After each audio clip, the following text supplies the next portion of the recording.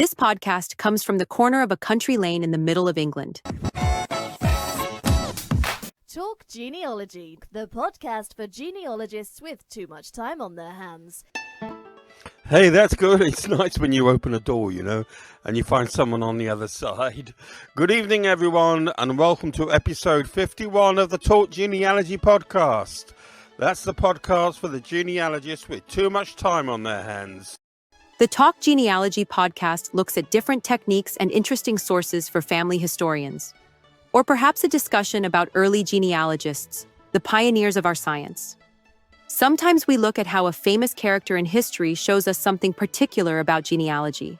But hey, most of the time we talk about whatever comes into our head, building an audio library for genealogists with too much time on their hands. Episode 51 is the second of three talks on the pipe roll of 1259. Last month I wanted to set out why the roll is not only a valid source for genealogists, but also an important one. And if you remember, I used Brown's presentation to the 1913 Conference on Historical Research in London to make the case for medieval genealogy. He went on to provide a very useful Cook's tour of the sources that are likely to present themselves. And then I sought to offer some context for this pipe roll. We spoke about the widespread famine in the land, managed to dig up some fairly lurid quotes, and also some background to the Second Barons' War, a background which was simmering not far beneath the surface. Well, this evening I want to take things further by examining the detail of the pipe roll, seeing how it might connect with our family history. I am, of course, working from a recent publication, a transcript offered by the Pipe Roll Society, and we will compare the difficulties which the editor managed to navigate with the challenges that we often meet when deciphering probate, lawsuits, and hurriedly compiled inventories and the like. I will also offer a pathway through the thorny matter of the transcript being in Latin, a ubiquitous elephant in many rooms.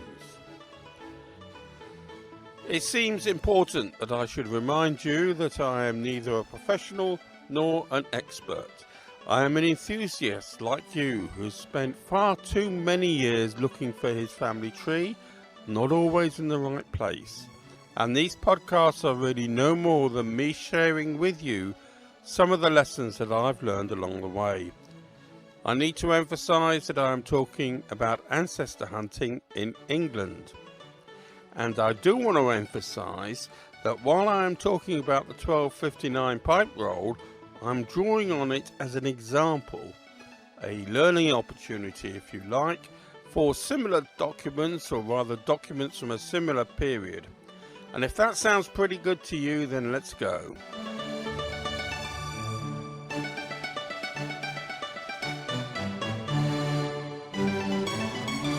And now, on with the episode. When looking at this category of evidence, we need to ask ourselves the who, what, when, how, and why the document was produced in the first place. By the way, last month I suggested that you might want to look at Vesti's Making of Doomsday. I hope that you did, and I hope you enjoyed the author's investigation of those same who, what, when and how questions for the 1086 survey.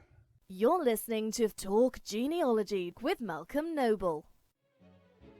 Here's some earlier episodes of the podcast. Episode 15. Let's talk of graves, of worms, of epitaphs. Episode 13 was about the hearth tax. Episode 12, and it was Shakespeare, for example. Episode 9 discussed the medieval pipe rolls. Go to episode 7 for the companions of William the Conqueror. Episode 2, the Herald's Visitations, and our very first episode looked at working with Tudor wills. Building an audio library for the genealogists with too much time on their hands.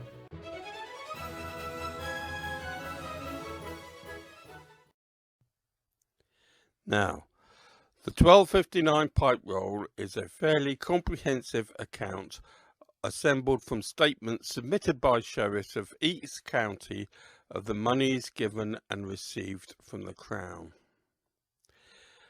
And the first point to take on board is that the Crown, in regard to its coffers, was encountering something of a tussle between the Exchequer, or Treasury, and the Wardrobe, or Household account.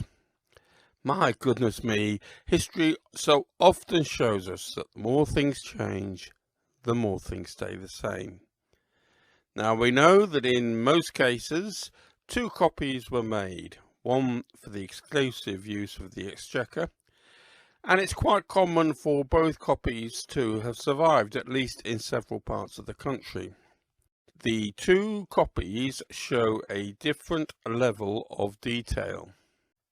You know, it seems that we, the genealogists with too much time on our hands, might be distracted in the same way if we examine an extract of a will or feat of fines or something rather than the full version.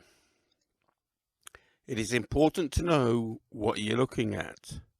A simple enough point, but one that bothers historians on a much higher level than we might aspire to. Now, of course, to repeat myself, we are looking at a recent copy. The book was dated in 2024, but published, as far as I know, this year. I found it reassuring when the editor had to wrestle with how to manage marginalia, those notes, corrections, additions, evidence of innocent omission or a grumpy supervisor's oversight, perhaps a later student's interpretation. I suppose it's easy enough to identify different hands and through that sometimes offer an estimate of the date. But you know, I'm grateful that it's someone else's responsibility, not mine. The context of these marginalia reveals what was going on at the time, or might have been going on at the time. Does it suggest some argument or a high-handed revision of history? Now here I want to pop in just one example of what I found when turning the pages of the PRS edition. One of the manors that I'm interested in spreads across the boundary of 2 villages in Cambridgeshire, Bolstrom and West Ratting. It's called Oxcroft. And you know, I really ought to devote an episode of Talk Genealogy to the twists and turns of an old English manor. Anyway, on with tonight's chatter. There is a simple entry about Oxcroft in 1259, but it includes a 20mm gap of nothing. Now, what was all that about? Of course, we don't know why the scribe left such a gap in his copying, but it suggests that he was leaving room for something else to be added later. Do you know, I always like these unanswerables in family history. It is as if the past is, allowing us to peep and look so far. But some things remain, well, they remain in the past, and that's the best way to handle it. Anyway, who were Dickens were these people who were doing the writing and the subsequent copying? That seems an important question, not only for scholars bringing the history out of the 1259 Pipe Roll, but also for our own interpretations of, say, Auntie Flo's letter and poetry, taking it for granted that your genealogy includes a literary-minded Auntie Flo. TalkGenealogy.com is the website that supports the podcast for genealogists with too much time on their hands. You find a guide to previous episodes, a list of books mentioned in the series, and, now and then, a bit of a blog. Recommended by Who Do You Think You Are magazine and featured on BBC Radio. Here is Malcolm Noble's Talk Genealogy podcast.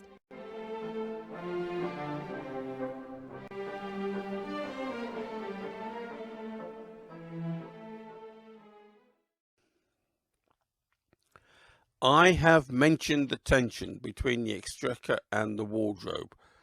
Well, the roll reveals 2 more dynamics that were in play. Slowly, the feudal system was beginning to update itself, painfully but necessarily so, as the market economy required the obligation to provide labour for a number of days to be replaced by a straightforward rent or tax. Now, we cannot apply a general rule, but the change was favoured more by the feudal lord than the peasant, and that dissatisfaction would grow over the next 2 generations, and the natural passing of tenancies from one generation to another was also being challenged as lords, or more particularly the king, sought to hand out favours to a new elite, a foreign elite at that. It's certainly evidenced in the pipe roll. You can imagine how that went down, can't you? Do you know this king was just storing up trouble for himself? Henry III was a minority king who ruled for the first 15 years of his reign under the guidance and tutelage of a council of elders. When he assumed the full monarchy in 1232, he always had an uneasy relationship with the powerful barons of the kingdom. 4 years later, he married Eleanor of Provence, and this was really the seeds of his downfall, for he was very loyal to Eleanor's family and much favoured them when it came to privileges and reward. This so aggravated the barons that in 1258 and 1259, in what is called the Provisions of Oxford and the Provisions of Westminster, they attempted to curtail the king's power by insisting that he consult with a council of barons, largely of their choosing, not completely.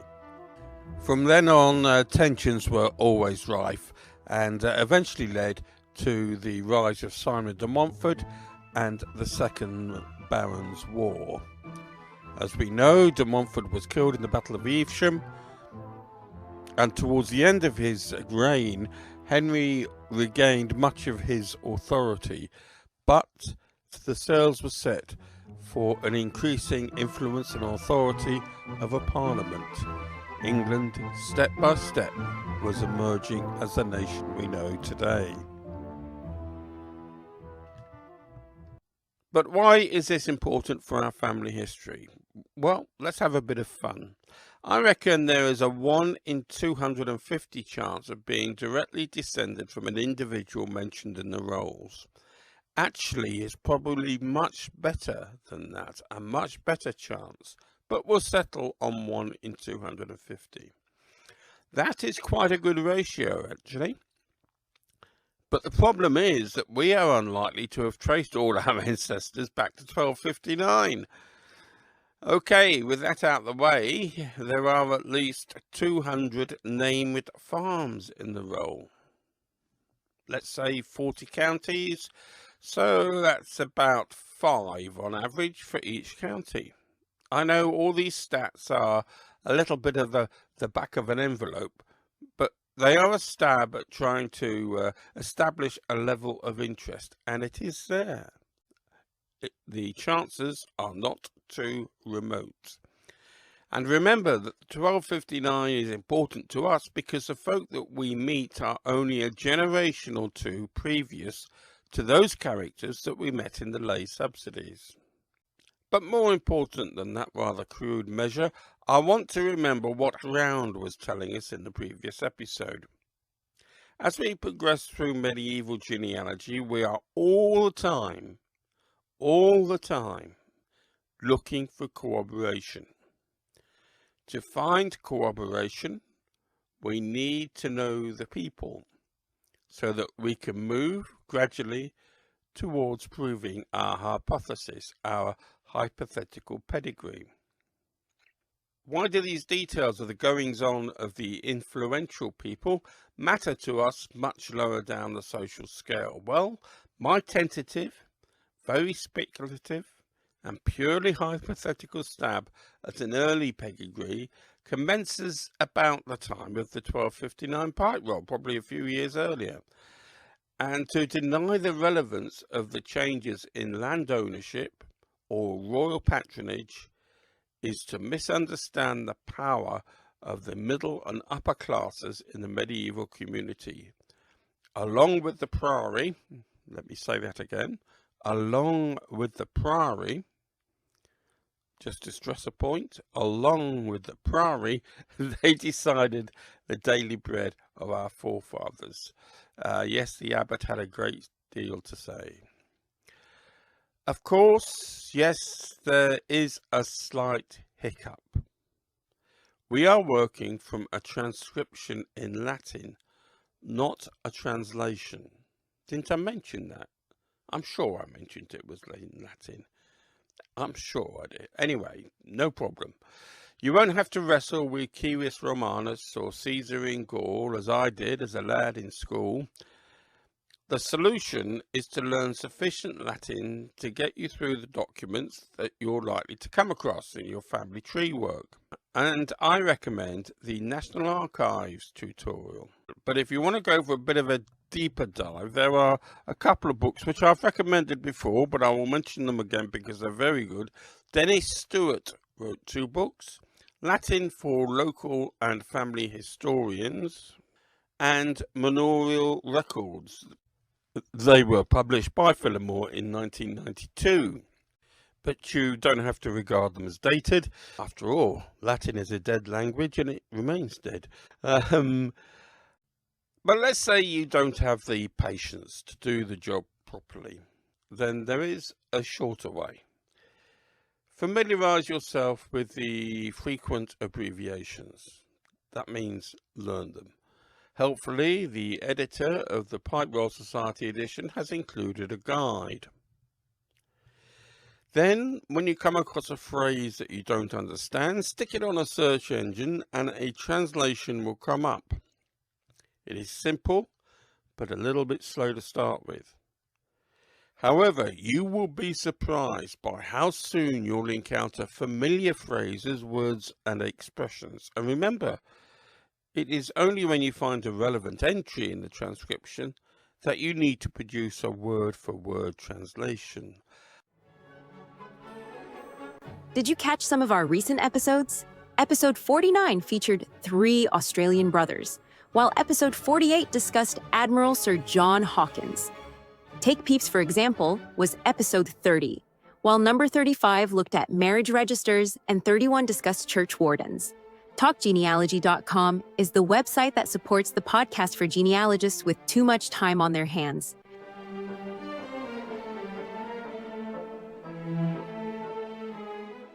Now, once you've been through the index of the book, and this runs to 500 pages, by the way, and going to the index is the wrong way to introduce yourself to a source, but we all do it. I do it, and I'm sure you do. So you check the index for any place names or surnames that connect with you.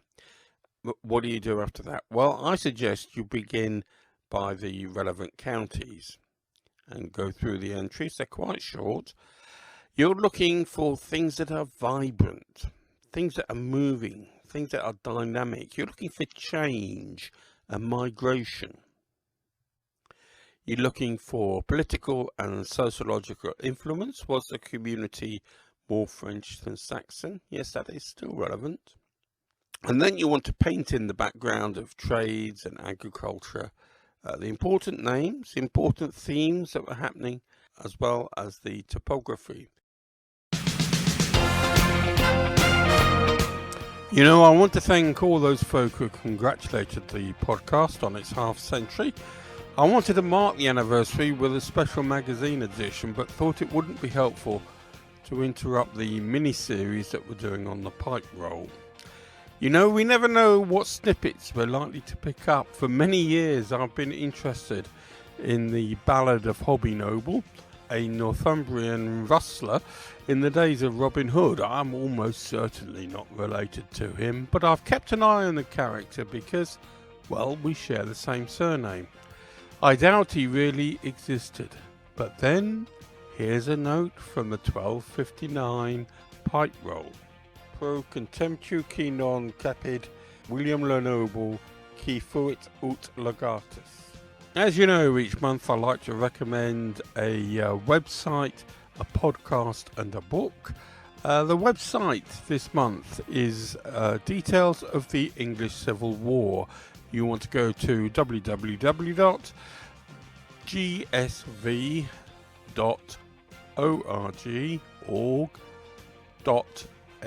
So that's gsv.org.au.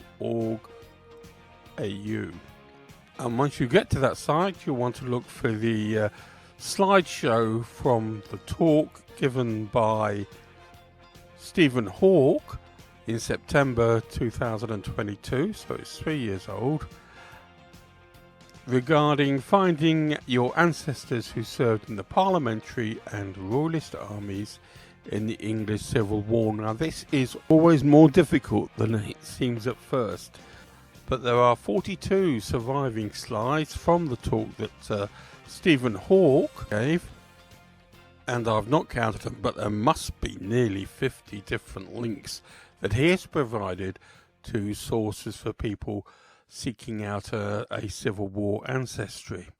Now, not all the links work, or that's what I found, but it is still very useful, and you can work your way around the glitches.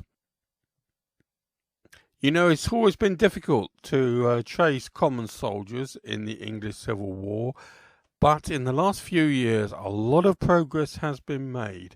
It's still weighted towards the officer class, of course it is, it always is, but this website is one of the more informed and more useful that you'll come across. So that's gsv.org.au.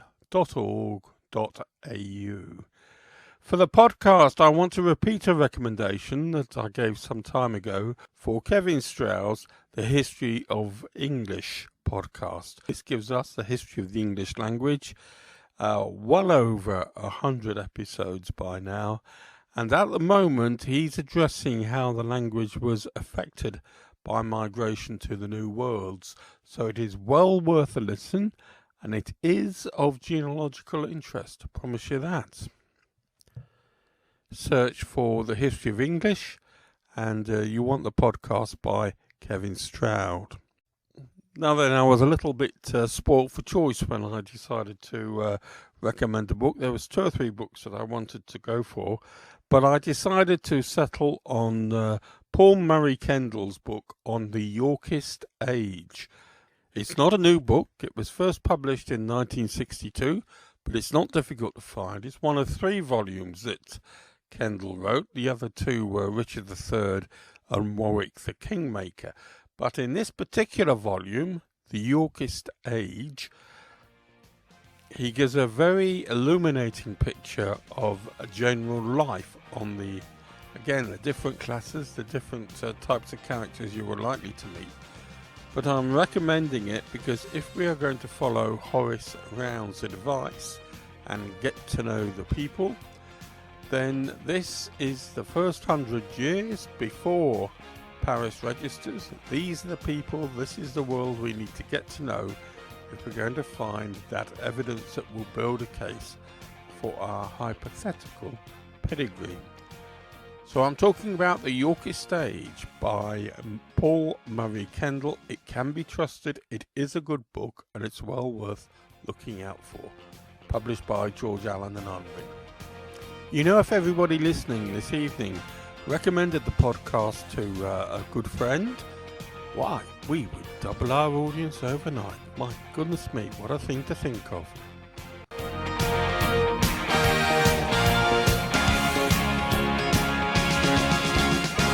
Malcolm Noble's books on Nottinghamshire history include A Plague in Bleasby.